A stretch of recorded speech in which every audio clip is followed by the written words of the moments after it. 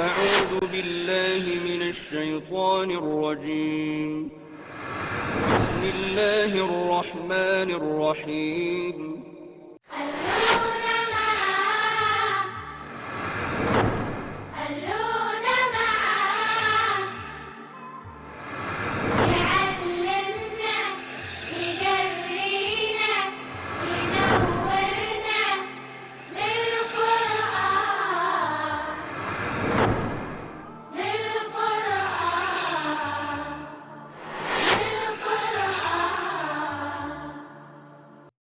بسم اللہ الرحمن الرحیم. الم نشرح لک صدرک، کیا ہم نے آپ کا سینہ کھول نہیں دیا؟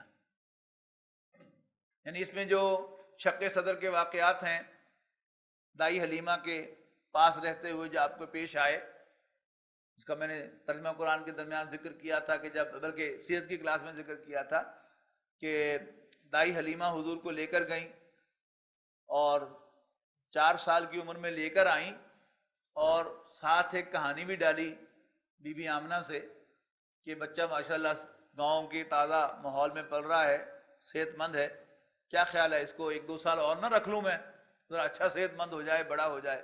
تو نے کہا کہ ٹھیک، بچے کے دادے سے مشورہ کر کے انہوں نے کہا ٹھیک ہے. لیکن پھر اچانک کچھ واقعات پیش آئے کہ جو ساتھ کھیلنے والے بچے تھے انہوں نے بتایا کہ اس طرح یہ جو لڑکا ہے محمد صلی اللہ علیہ وسلم ہمارے ساتھ، یہ ایسے کوئی آیا ہے اور اس نے اسے لٹا کر اس کا سینہ چاک کیا ہے، اس کے دل کو نکال کر دھویا ہے اور پھر بند کر دیا. تو جب اس طرح کے واقعات آئے انہوں نے بتایا دائی حلیمہ کو، تو وہ پریشان ہوئی کہ کہیں بچہ جو ہے وہ میرے ذمہ نہ پڑ جائے، لہذا وہ جلدی سے جا کر والدہ کے حوالے کرائی 5 سال کی عمر میں. تو ایک تو وہ واقعات ہیں، لیکن یہ واقعات چونکہ اس وقت کے ہیں کہ جب باقاعدہ کوئی اتھینٹک جو سیرت نگاری جو ہے وہ نہیں تھی، لہذا بعض لوگوں نے تو ان کو مانا نہیں.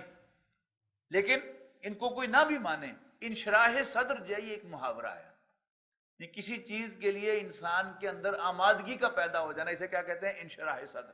الم نشرح لک صدرک، کیا ہم نے آپ کے دل میں، آپ کے سینے کو کھول نہیں دیا، یعنی آپ میں اس پورے مشن کو کرنے کی آمادگی پیدا نہیں کر دی. ووضعنا عنک وزرک، اور آپ سے آپ کا بوجھ اتار نہیں دیا. الذی انقض ظہرک، جو آپ کی کمر جھکائے دے رہا تھا. ورفعنا لک ذکرک، اور ہم نے تیرے ذکر کو بلند کیا. فإن مع العسر یسرا ان مع العسر یسرا، تو بے شک آسانی تو تنگی کے بعد ہی ملتی ہے. یعنی یہ ذرا احتیاط سے کرنے والا ترجمہ ہے کہ انا انا کا انا لیتا لاکنہ لعلہ، یعنی یہ جو حروف مشبہ بالفعل کہلاتے ہیں، ان کے بعد جو جملہ آتا ہے اس کا مبتدا جو ہے وہ متاثر ہوتا ہے ان سے، اور اس پر زبر آتی ہے، وہ حالت نصب میں چلا جاتا ہے. اب اس جملے دیکھیے گا، یہاں پر یسرن جو ہے چونکہ یہ نکرہ ہے لہذا اس کو پیچھے کیا گیا. یہ بھی اصول ہے کہ اگر مبتدا نکرہ ہو، نارملی مبتدا معرفہ ہوتا ہے، لیکن اگر مبتدا نکرہ ہو تو اس کو مؤخر کیا جاتا ہے. تو معلوم ہوا کہ اس جملے کا مبتدا جو ہے وہ یسرن ہے. تو ترجمہ کیا ہوگا؟ یقیناً آسانی تو تنگی کے بعد ہی ملتی ہے. یعنی یہاں عام ترجمہ کیا کیا جاتا ہے کہ مشکل کے ساتھ آسانی ہے. مفہوم تو ایک ہے، لیکن زیادہ آپ گہرائی میں دیکھیں گے تو اس میں اور زیادہ نکھار پیدا ہوگا. انا مع العسر یسرن، یقیناً کوئی بھی آسانی تنگی کے بعد ملتی ہے، تنگی کے ساتھ ملتی ہے. یعنی کسی آسانی تک پہنچنے کے لیے آپ کو مشکل حالات میں سے گزرنا پڑے گا. پہلے آپ مشکلات کو عبور کریں گے، پھر آپ آسانی پر پہنچیں گے، اور آسانی جو ہے وہ ایسے ہی نہیں ملا کرتی. اب سارا اشارہ کر دیا کہ جب آپ اس مشن کو لے کر چلیں گے اولا مخالفتیں ہوں گی، پھر تشدد ہوگا، پھر تشدد انتہا کو پہنچے گا، پھر اللہ تعالیٰ آہستہ آہستہ آسانیاں پیدا کرنا شروع کرے گا. تو کوئی بھی آسانی تو ہمیشہ ملتی ہے مشکل کے بعد. ان مع العسر یسرا فاذا فرغت فانصب، پھر جب تو فارغ ہو جائے یعنی اپنا مشن اکمپلش کر لے تو فانصب، اور محنت کرنا. وَإِلَىٰ رَبِّكَ فَارْغَب، اور اپنے رب کی طرف راغب ہو جانا. یعنی نصب کرنا گڑنے کے معنوں میں بھی آتا ہے کہ جب فارغ ہو جاؤ تو پھر اللہ کے ساتھ لو لگاؤ. یعنی یہی مفہوم ہے کہ جو سورہ نصر میں آیا ہے، اذا جاء نصر اللہ والفتح ورأیت الناس يدخلون فی دین اللہ افواجا فسبح بحمد ربک واستغفرہ. تو وہاں جو بات کہی گئی ہے پھر اللہ تعالیٰ کی تسبیح کرنا اور اس کا استغفار کرنا، جسے ہم عام اپنے عمر کہتے ہیں بس بڈھے بارے بندے اللہ اللہ کرنی چاہیے، سارے کاموں تو فارغ ہو جاؤ تو پھر اللہ اللہ کرو. تو فیضا فرغت فانصب، جب فارغ ہو جاؤ تو پھر لگ جاؤ، یعنی زمین کے ساتھ چمک جاؤ، گڑ جاؤ. اور وَإِلَىٰ رَبِّكَ فَارْغَب، اور پھر اللہ کی طرف راغب ہو جاؤ، اللہ سے لو لگاؤ. بسم اللہ الرحمن الرحیم. وَالتِّينِ وَالزَّيْتُونِ وَطُورِ سِینِین وَهَٰذَا الْبَلَدِ الْأَمِینِ. قسم ہے انجیر کی اور زیتون کی اور طور سینین کی، یعنی وہ کوہ طور جس پر حضرت موسیٰ علیہ السلام کو بلا کر اللہ تعالیٰ نے رسالت کا تاج پہنایا تھا اور اعلان کیا تھا کہ تم میرے رسول ہو، میں اللہ ہوں. انہیں شرف ہم کلامی بخشا تھا اور کہا تھا کہ اذهب الى فرعون انه طغى، فرعون کے پاس چلے جاؤ، وہ سرکشی پر اتر آیا ہے. وہ کوہ طور. وَهَٰذَا الْبَلَدِ الْأَمِینِ، اور یہ امن والا شہر. یعنی مکہ شہر جو تھا اس کو حرمت والا شہر کہتے تھے. کل بھی ذکر آیا تھا کہ انت حل بہذا البلد، کہ مکے میں حرم کی سرزمین میں، حرم کے علاقے میں باپ کے دشمن پر بھی ہاتھ نہیں ڈالتے تھے کہ یہ حرمت والا شہر ہے، یہ امن کا شہر ہے. لیکن انہوں نے حضور صلی اللہ علیہ وسلم پر دست درازی جو اپنے لیے حلال کی ہوئی تھی. تو امن کا شہر. اب 4 چیزوں کی قسم کھائی. قسم کیوں کھائی جاتی ہے؟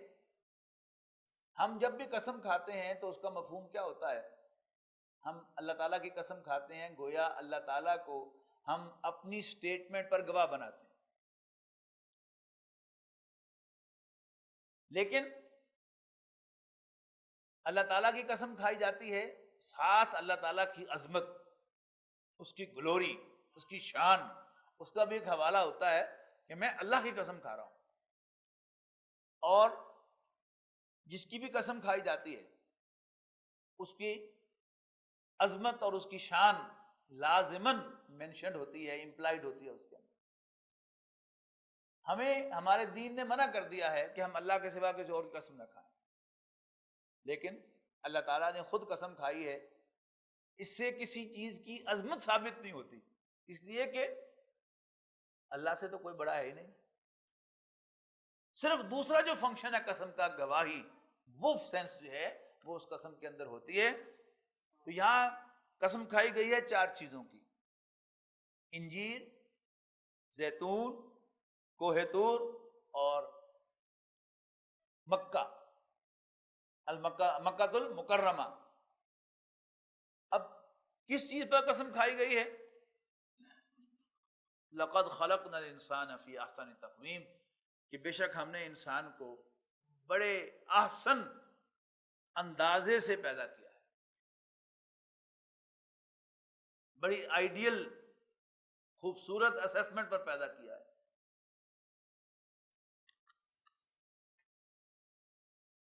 آپ کو معلوم ہے کہ زیتون دنیا میں سب سے اچھا کہاں ملتا ہے، کہاں اگتا ہے؟ فلسطین میں. یہ تو معلوم ہے نا. انجیر کے بارے میں اگرچہ معلوم نہ بھی ہو، لیکن زیتون کے بارے میں معلوم ہے کہ دنیا کا بہترین زیتون جو ہے وہ فلسطین اور اس کے گرد و نواح میں ہوتا ہے.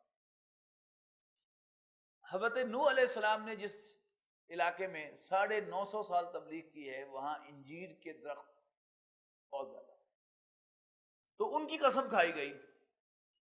اور جہاں زیتون کے بہت سے درخت ہیں ان کی قسم کھائی گئی. انہوں نے کسے دیکھا ہے؟ حضرت عیسیٰ علیہ السلام کو. اور بلد امین مکہ مکرمہ نے کسے دیکھا ہے؟ محمد الرسول اللہ صلی اللہ علیہ وسلم کو. اور کوہ طور نے کس کو دیکھا ہے؟ حضرت موسیٰ علیہ السلام کو. تو قسم ہے انجیر کی، زیتون کی، کوہ طور کی اور مکہ مکرمہ کی. اس بات پر کہ ہم نے انسان کو بہت احسن تقویم پر پیدا کیا ہے، بہت عمدہ اسے تخلیق بخشی ہے۔ اگرچہ جو دوسرے انسان ہیں ان میں سے اکثریت جو ہے وہ بڑی بڑی گھٹیا حرکتیں بھی کرتی ہے، جن کو دیکھ کر اندازہ ہوتا ہے کہ کیا کیا تخلیق ہے، یہ تو جانوروں سے بھی بدتر نظر آتے ہیں۔ لیکن یہ جو چار شخصیتیں جس چیز نے دیکھی ہیں وہ گواہ ہے کہ انسان بہت اونچے مقام پر پیدا کیا گیا۔ ثم رددناہ اسفل سافلین، پھر ہم نے اس کو پھینک دیا نچلوں میں بھی سب سے نچلا۔ یعنی نیچے والے کون ہیں؟ حیوانات۔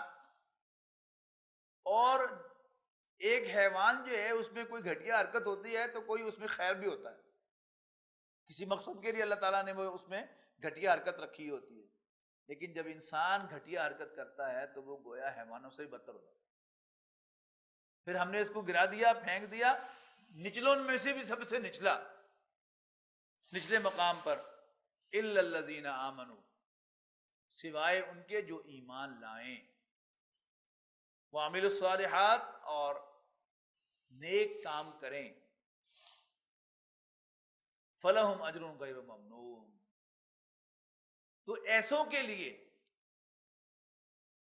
ایک اجر ہے، ایک ریوارڈ ہے، غیر ممنون، نہ ختم ہونے والا، ان انٹرپٹڈ۔ حضرت نوح کے لیے، حضرت عیسیٰ کے لیے، حضرت موسیٰ کے لیے، اور حضور صلی اللہ علیہ وسلم کے لیے، اور باقی انبیاء کرام کے لیے تو اجر ہے نہ ختم ہونے والا۔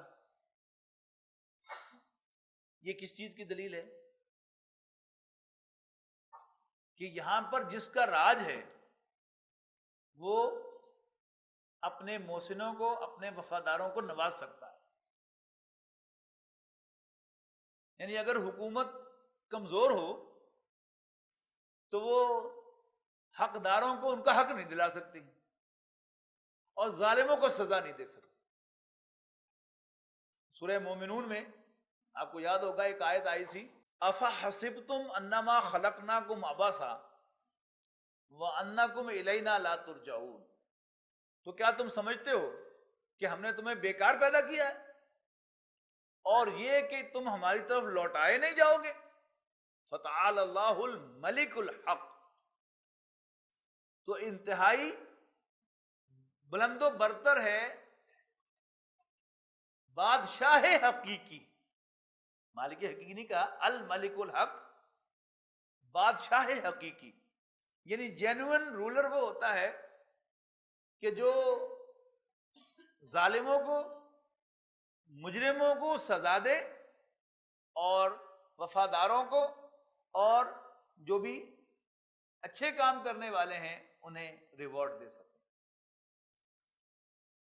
عام جب بھی کوئی بڑا واقعہ پیش آتا ہے، اخباری بیانات ہم عام پڑھتے ہیں کہ جی حکومت مجرموں کو پکڑ کر قرار واقعی سزا دے یا مستعفی ہو جائے۔ کیا مطلب ہے اس کا؟ کہ وہ حکومت کے جو مجرموں کو پکڑ کر سزا نہیں دے سکتی، اس کو حکومت کرنے کا کوئی حق نہیں۔ اب اس کائنات کا بادشاہ کون ہے، حاکم کون ہے؟ اللہ تعالیٰ۔ اب اس کائنات میں سورہ 3 میں مضمون کیا ہے کہ ایک طرف نوح، عیسیٰ، موسیٰ اور محمد ہیں صلی اللہ علیہ وسلم، اور دوسری طرف ابو لہب، فرعون، قارون، حامان، ولید بن مغیرہ، نضر بن حارث، امیہ بن خلف ہیں۔ تو یہ انسانوں میں جو یہ دو برانڈز نظر آتے ہیں، اچھے حاکم کو ان کے درمیان فرق کرنا چاہیے۔ اصل حاکم وہ ہے، جینوئن رولر وہ ہے کہ جو نیکوں کو عطا کرے، انعام دے، اور بدکاروں کو سزا دے۔ تو افحسبتم انما خلقناکم عبثا وانکم الینا لا ترجعون، کیا تم سمجھتے ہو کہ ہم نے تمہیں بیکار پیدا کیا ہے کہ یہاں جو مرضی جو آئے کر کے چلا جائے، کوئی سے پوچھنے والا نہ ہو، اور یہ کہ تم ہماری طرف لوٹائے نہیں جاؤ گے؟ اور اگر یہی زندگی کل زندگی ہے اور یہاں کوئی ظالم جو ہے وہ ہزاروں لاکھوں انسانوں کو قتل کر کے آرام سے چلا جاتا ہے، اور کوئی محمد ہے صلی اللہ علیہ وسلم کہ جس نے ارب انسانوں کو راستہ دکھایا. کوئی نوح ہے علیہ السلام کہ جس نے 950 سال تک وفاداری کے ساتھ اللہ تعالیٰ کی اسائنمنٹ جب نبھائی ہے. کوئی موسیٰ ہے اور کوئی عیسیٰ ہے اللہ کے وفادار بندے. تو اگر یہی زندگی کل زندگی ہے تو پھر تو یہ بیکار ہے. سارے ہی برابر ہو گئے، بلکہ اللہ کے نیک بندے اس دنیا میں پستے رہتے ہیں اور ظالم جو وہ دندناتے رہتے ہیں. تو فتعال اللہ الملک الحق، تو بہت بلند و برتر ہے الملک الحق، وہ حقیقی بادشاہ، وہ جینوئن رولر. لا الہ الا ہو، اس کے سوا کوئی عبادت کے لائق نہیں ہے. رب العرش الکریم، وہ عرش کریم کا رب ہے، مالک ہے. اور یہاں وہی مضمون جو ہے وہ دوسرے طریقے سے آ رہا ہے کہ اللہ تعالیٰ نے یعنی ایک طرف تو یہ بنائی ہیں شخصیتیں، ان کو دیکھ کے اندازہ ہوتا ہے کہ انسان کی تقویم بہت اعلیٰ ہے، اور دوسری طرف وہ حیوان نما انسان ہیں، بلکہ ان سے بھی بدتر ہیں کہ جن کو دیکھ کے اندازہ ہوتا ہے کہ بڑی بیکار مخلوق ہے معاذ اللہ. تو کیا اللہ تعالیٰ ان کو نوازے گا؟ نہیں، بالکل نوازے گا، انہیں سزا دے گا. تو فما یکذبک بعد بالدین، تو یہ فرق دیکھ کر اور اللہ تعالیٰ کی بادشاہی کے آثار دیکھ کر، فما یکذبک بعد بالدین، پھر کیوں اس کے بعد کوئی جھٹلائے بدلے کے دن کو. الیس ذلک باحکم الحاکمین، تو کیا وہ یعنی اللہ تعالیٰ جو اس کائنات کا بادشاہ ہے وہ تمام حاکموں میں سے بہترین حاکم نہیں ہے؟ بلا، کیوں نہیں، اللہ تعالیٰ سب سے بہترین حاکم ہے.